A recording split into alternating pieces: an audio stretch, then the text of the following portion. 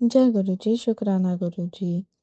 संगत जी, आज हम यौगिक कथामृत की पुस्तक का पाठ 2 पढ़ने जा रहे हैं। माँ का देहांत और अलौकिक ताबीज। संगत जी कृपया करके ब्लेसिंग्स ग्रहण करें। जय गुरु जी, शुक्राना गुरु जी। मेरी माँ की सबसे बड़ी इच्छा मेरे बड़े भाई के विवाह की थी। और जब मैं अनंत की पत्नी का मुख देखूंगी तब मुझे इस धरती पर ही स्वर्ग मिल जाएगा।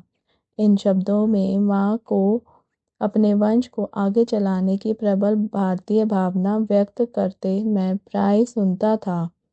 अनंत की सगाई के समय मैं लगभग 11 वर्ष का था। माँ कोलकाता में अत्यंत उल्लास से विवाह की तैयारियों में जुटी हुई थी। केवल पिताजी और मैं ही उत्तरी भारत में स्थित बरेली में अपने घर में रह गए थे, जहां लाहौर में 2 वर्ष रहने के बाद पिताजी का स्थानांतरण हो गया था। इसके पूर्व मैं अपनी 2 बड़ी बहनों रमा और उमा के विवाहों का ठाट बाट देख चुका था, किंतु घर में सबसे बड़ा पुत्र होने के नाते अनंत के विवाह की तैयारियां तो और भी बड़े स्तर पर हो रही थी। वहाँ प्रतिदिन दूर दूर से कोलकाता पहुँचते सगे संबंधियों की आवभगत करने में व्यस्त थी। माँ ने 40 एम हर्स्ट स्ट्रीट में लिए गए एक नए विशाल घर में उन सब के आरंभ पूर्वक ठहरने की व्यवस्था की थी। सारी पर तैयारियां पूरी हो चुकी थी। विवाह भोज के लिए नाना विध व्यंजन, बारात के साथ अनंत को ले जाने के लिए पालकी, रंग बिरंगी बीतियों की कतारें, गतके, विशालकाय हाथी और ऊंट, अंग्रेजी, स्कॉटिश और हिंदुस्तानी बैंड बाजे, पेशेवर गायक तथा नर्तक, विवाह विधि संपन्न कराने के लिए पंडित पुरोहित, सब कुछ तैयार था।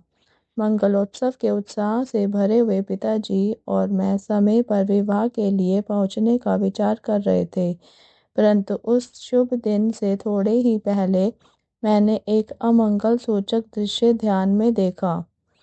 यह बरेली में अर्धरात्रि के समय था। मैं पिताजी के साथ अपने बंगले के बरामदे में सोया हुआ था। पलंग पर लगी मच्छरदानी की विचित्र फड़फड़ाहट की सी ध्वनि से मेरी नींद खुल गई। पतली मच्छरदानी के पर्दे खुल गए और मुझे अपनी प्रिय माँ दिखाई पड़ी। अपने पिताजी को जगाओ। माँ की आवाज़ केवल एक फुसफुसाहट की तरह लगी। आज ही भोर को 4 बजे यहाँ से चलने वाली पहली गाड़ी पकड़ो। यदि मुझे देखना चाहते हो तो जल्दी करो। इसके बाद वह छाया मूर्ति अदृश्य हो गई। पिताजी, पिताजी, माँ प्राण त्याग रही है। मेरे आर्त स्वर में व्याप्त व्याकुलता ने उन्हें तत्क्षण जगा दिया। सुबकते हुए मैंने उन्हें सारी घटना सुना दी। अपने स्वभाव के अनुसार इस स्थिति को अस्वीकार करते हुए उन्होंने मुझसे कहा, चिंता की कोई बात नहीं, यह तुम्हारे मन का भ्रम मात्र है। तुम्हारी माँ बिल्कुल ठीक है। यदि कोई दुखद समाचार मिल ही गया तो हम लोग कल चल पड़ेंगे। यदि आप अपनी तुरंत नहीं चले यदि आप अभी तुरंत नहीं चले तो अपने आप को आप कभी क्षमा नहीं कर पाएंगे। तीव्र व्यवस्था तीव्र व्यवस्था के कारण मेरे मुंह से ये शब्द भी निकल पड़े और ना ही मैं आपको कभी क्षमा करूंगा। विषादपूर्ण प्रातःकाल स्पष्ट संदेश लेकर आया। माँ गंभीर रूप से अस्वस्थ। विवाह स्थगित, तुरंत आइए। पिताजी और मैं हतबुद्धि होकर निकल पड़े। रास्ते में जहाँ गाड़ी बदलनी पड़ती थी वहाँ मेरे एक चाचा हम लोगों से मिले। आकार में बड़ी बड़ी होती जाती एक रेलगाड़ी वर्ज गर्जन के साथ हमारी ओर आ रही थी। आंतरिक शुभता के कारण अपने आप को गाड़ी के आगे झोंक देने का निश्चय अचानक मेरे मन में उठा। मुझे लगा कि माँ की छत्र छाया से वंचित हो जाने के बाद अब अचानक पूर्णतः उजड़ गए इस संसार को सहने की क्षमता मुझ में नहीं है। मैं माँ से इस संसार में सबसे प्रिय मित्र के रूप में प्यार करता था। उनके सांत्वनादायक काले नयन बचपन की छोटी छोटी व्यथा वेदनाओं के समय मेरा एकमात्र आश्रय थे। क्या माँ अभी तक जीवित है? चाचा से एक अंतिम प्रश्न करने के लिए मैं रुक गया। चाचा को मेरे चेहरे पर छाई अधीरता को भांप लेने में तनिक भी देर नहीं लगी। निसंशय वे जीवित हैं, पर मुझे उन पर थोड़ा भी विश्वास नहीं हुआ।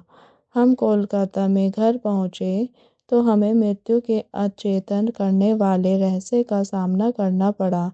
मैं मृत प्राय सा होकर गिर पड़ा। किसी प्रकार की सांत्वना को मेरे हृदय का स्पर्श भी कर पाने के लिए कई वर्ष लग गए। मेरी आर्त पुकारों के साक्षात स्वर्ग के द्वारों को हिला दिया। आखिर जगजननी को आना ही पड़ा। उनके स्निग्ध शब्दों ने मेरे रिश्ते घाव को भर दिया। वह मैं ही था वह मैं ही थी जिसने जन्म जन्मांतर में अनेक माताओं की स्नेह वत्सलता के माध्यम से तुम्हारी देखभाल की। खोए हुए जिन दो सुंदर काले नयनों को तुम ढूंढ रहे हो, उन्हें मेरी आंखों में देखो। परम प्रिय माँ के श्राद्ध कर्म के बाद शीघ्र ही पिताजी और मैं बरेली लौट आए। अतीत की स्मृति में प्रतिदिन भोर में ही मैं अपने बंगले के सामने स्थित नरम हरित स्वर्णिम हरियाली को छाया देते खड़े पारिजात वृक्ष की दुखार्त होकर तीर्थ यात्रा करता। कभी कभी काव्य में क्षणों में मैं सोचता था कि पारिजात के श्वेत पुष्प अपनी अंतर्जात भक्ति से हरित तृणवेदी पर अपने आप को बिखेर रहे हैं। उस बिंदुओं के साथ अपने अश्रु बिंदुओं को मिलाते हुए मैं उषा से लोकोत्तर लोकोत्तर अलौकिक प्रकाश निकलता देखा करता। ईश्वर को पाने की तीव्र कसक से मैं तड़प उठता। फिर हिमालय में चले जाने की प्रबल इच्छा मुझ में जाग उठी। मेरे एक चचेरे भाई हिमालय की पावन पर्वत श्रेणियों की यात्रा कर हमारे यहाँ बरेली आए। योगियों और स्वामियों के उच्च उच्च पर्वत निवास स्थान की कहानियां मैंने उनसे उत्साहपूर्वक सुनी। चलो हिमालय भाग चलें। यह प्रस्ताव एक दिन मैंने बरेली में अपने मकान मालिक के पुत्र द्वारा प्रसाद के समक्ष रखा, परंतु वह ऐसे विचारों से सहमत नहीं था। उसने मेरे इस विचार से मेरे बड़े भाई को अवगत करा दिया, जो उसी समय पिताजी से मिलने के लिए वहां आए थे। एक छोटे बच्चे की इस अव्यवहारिक योजना को हंसकर टाल देने के बदले में अनंत ने मेरा उपहास करने का निश्चय कर लिया। तुम्हारे गेरुए कपड़े कहाँ हैं? उनके बिना तो तुम स्वामी नहीं बन सकते। परंतु उनके इन शब्दों से मैं अबोधगम्य रूप से पुलकित हो उठा। उन शब्दों ने एक स्पष्ट चित्र मेरी दृष्टि के सामने खड़ा कर दिया कि मैं सन्यासी बनकर भारत भ्रमण कर रहा हूँ।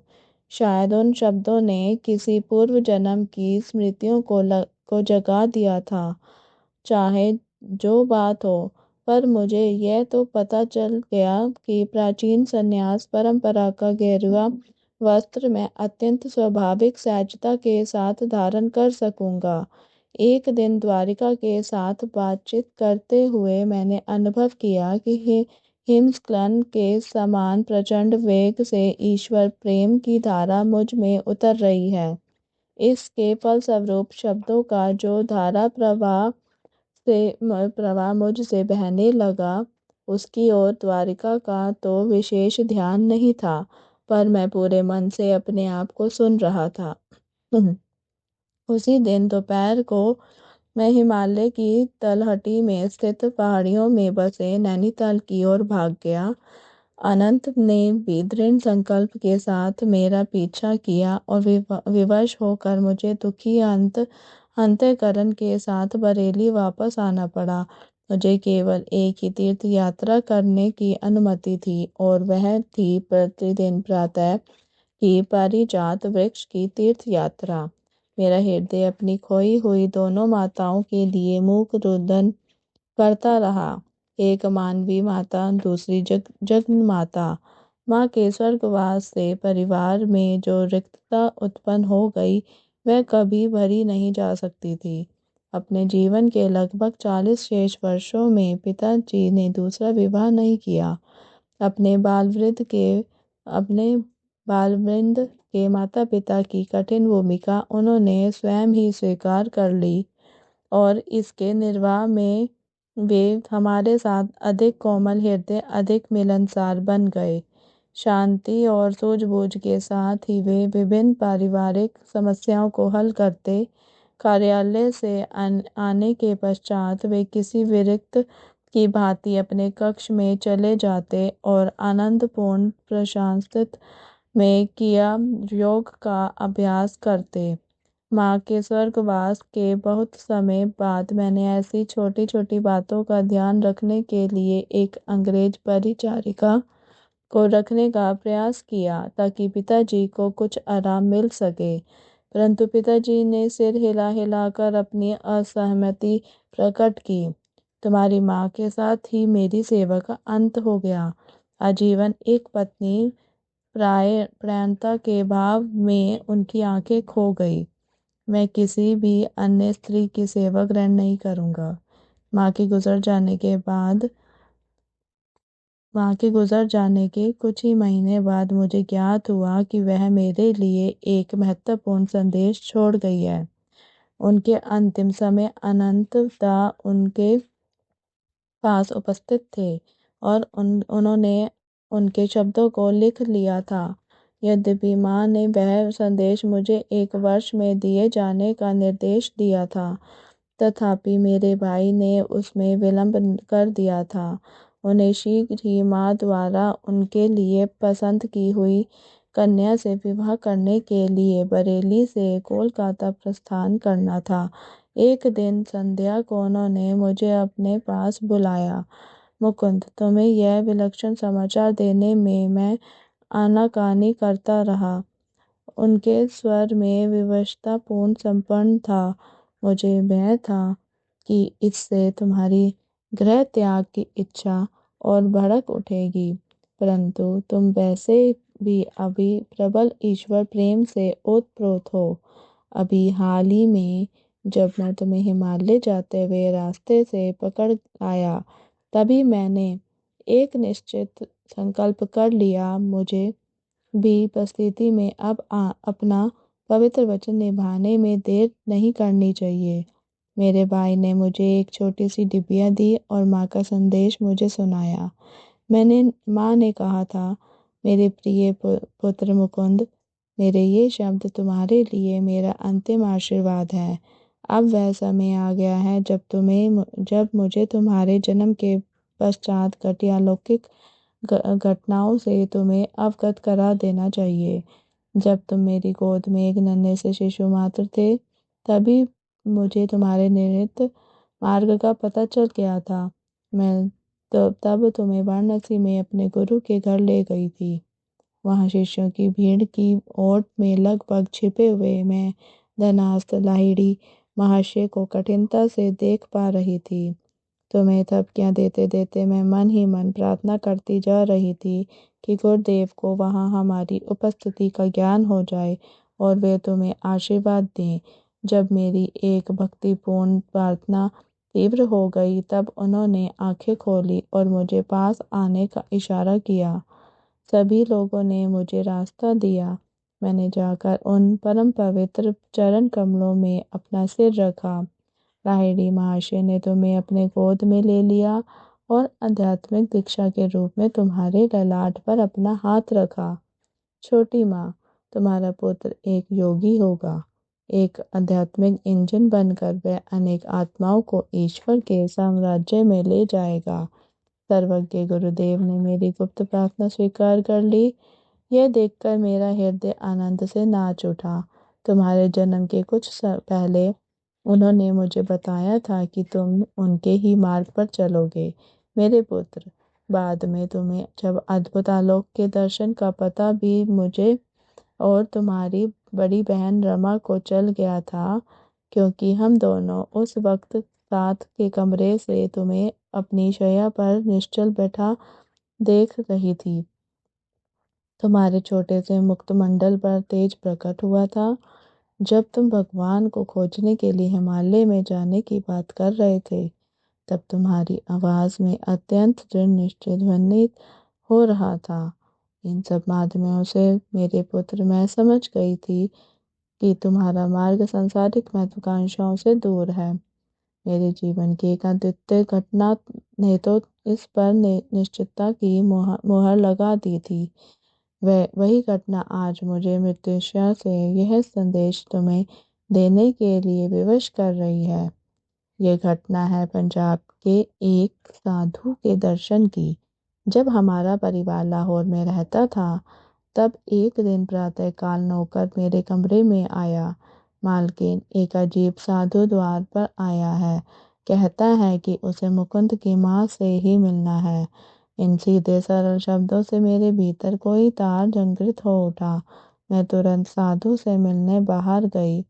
उनके चरणों में प्रणाम करते रह समय मैं समझ गई कि मेरे सामने कोई सच्चा सिद्ध पुरुष खड़ा है। उन्होंने कहा, माता, महान गुरुजन तुम्हें यह बता देना चाहते हैं कि इस पृथ्वी पर तुम्हारा वास अब अधिक दिन नहीं रहेगा। तुम्हारी अगली बीमारी तुम्हारे लिए अंतिम सिद्ध होगी। इसके पश्चात थोड़ी देर वे मौन रहे। उस मौन के दौरान मैंने कोई भय या संकट नहीं, बल्कि महान शांति अनुभव की। अंततः वह फिर कहने लगे, तुम्हें अपने पास अमानत के रूप में रखने के लिए चांदी का एक ताबीज दिया जाएगा। वह आज मैं तुम्हें नहीं दूंगा। मेरे कथन को सत्य प्रमाणित करने के लिए कल जब तुम ध्यान कर रही होगी, तब वह तुम्हारे हाथों में मूर्त रूप धारण कर लेगा। जब तुम्हारे मृत्यु की घड़ी निकट आएगी, तब तुम्हें वह ताबीज अपने बड़े बेटे अनंत को देकर उसे बताना होगा कि 1 वर्ष तक वह उस ताबीज को अपने पास रखे और तत्पश्चात उसे तुम्हारे द्वितीय पुत्र को दे। महापुरुषों से प्राप्त उस ताबीज के मर्म को मुकुंद समझ लेगा।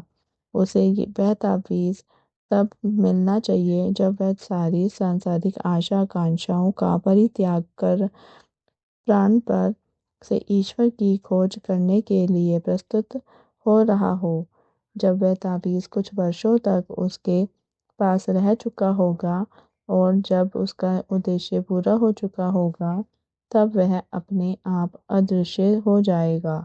गुप्त से अति गुप्त स्थान में भी वह रखा हो, तब भी वह जहाँ से आया था वहीं वापस चला जाएगा।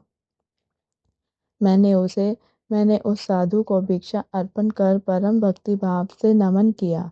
भिक्षा ग्रहण न कर मुझे आशीर्वाद देकर वह चले गए। अगले दिन संध्या को जब मैं हाथ जोड़कर ध्यान में बैठी थी, तब चांदी का एक ताबीज मेरी हथेलियों के बीच में प्रकट हो गया। जैसा साधु ने कहा था, उसके शीतल चिकने स्पर्श से मुझे उसके प्रकट होने का ज्ञान हो गया। मैंने 2 वर्ष से अधिक समय तक इसे सावधानी पूर्वक संभाल कर रखा और अब इसे अनंत के पास छोड़े जा रही हूँ। मेरे लिए कोई शोक मत करना, क्योंकि मुझे मेरे गुरुदेव ईश्वर की गोद में पहुंचा देंगे। अच्छा मेरे बच्चे, अब मैं चलती हूँ। जगन माता तेरी रक्षा करेगी। ताबीज मेरे हाथ में आते ही ज्ञान का उज्जवल प्रकाश मुझ पर छा गया। अनेक सुप्त स्मृतियां जागृत हो उठी। ताबीज पोल दिखने में कुछ विचित्र सा और प्राचीन लगता था। उस पर संस्कृत के अक्षर खुदे हुए थे। मैं समझ गया कि इस जन्म के जीवन पथ पर भी अदृश्य रूप से मेरा मार्गदर्शन करने वाले मेरे पूर्व जन्मों के गुरुओं ने इसे भेजा था। इसका एक और अधिक गहन अभिप्राय भी था, परंतु ताबीज के भीतरी रहस्य का भेद खोल देना उचित नहीं होगा। मेरे जीवन के अत्यंत दुखद घटनाओं के बीच वह ताबीज़ अंततः इस प्रकार अदृश्य हो गया और उसका अदृश्य होना किस प्रकार मेरे लिए वरलाभ का सूचक सिद्ध हुआ, इसका वर्णन इस प्रकरण में करने की आवश्यकता नहीं। किंतु हिमालय में जाने की अपनी चेष्टाओं के में बार बार असफल किया गया वह बालक ताबीज़ के पंखों पर सवार होकर प्रतिदिन दूर दूर तक यात्रा कर लेता था। जय गुरु जी, शुक्राना गुरु जी। इसी के साथ इसका पार्ट 2 समाप्त होता है। कल हम इसी का पार्ट 3 पढ़ेंगे, दिश रीरी संत। जय गुरु जी, शुक्राना गुरु जी। मेरी वॉइस में अगर किसी को अच्छा लगे तो चैनल को शेयर, लाइक और सब्सक्राइब करना ना भूलें। ओम नमः शिवाय। शिव जी सदा सहाय। ओम नमः शिवाय। गुरु जी सदा सहाय।